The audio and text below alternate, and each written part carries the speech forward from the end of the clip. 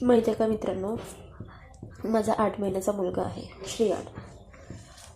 तो, मी आणि माझे हस्बंड आम्ही तिघं राहत असतो.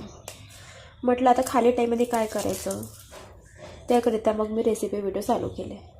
भरपूर जणांना प्रश्न पडत असेल की ही लहानशा मुलाला बघून घरामध्ये कसं व्हिडिओ बनवत असेल. तर तुम्हाला सांगते, जेव्हा माझं बाळ यांच्याकडे असतो ना, तेव्हा मी हे रेसिपी व्हिडिओ शूट करून घेत असते. मी घरी काय स्वयंपाक जे करते तेच तुम्हाला दाखवत असते. मला लहानपणापासून स्वयंपाक करायला खूप आवडतं.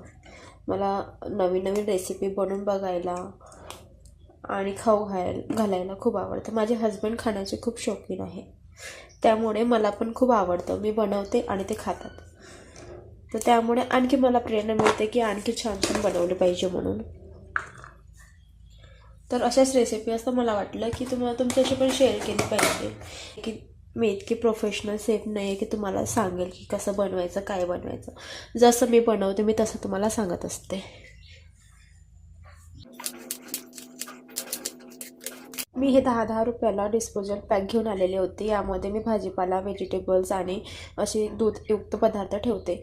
यामध्ये खरंच खराब होत नाही. हप्ताभर बी ठेवाल तरी खराब होत नाही.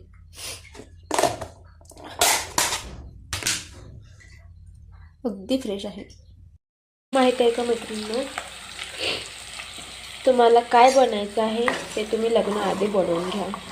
तुम्हाला जितकी मेहनत करायची असेल तुम्ही आता करून घ्या. कारण कसं आहे ना, लग्नानंतर 20%च माणसं तुम्हाला सपोर्ट करणारे मिळतील आणि 80% माणसं तुम्हाला जळणारे मिळतील.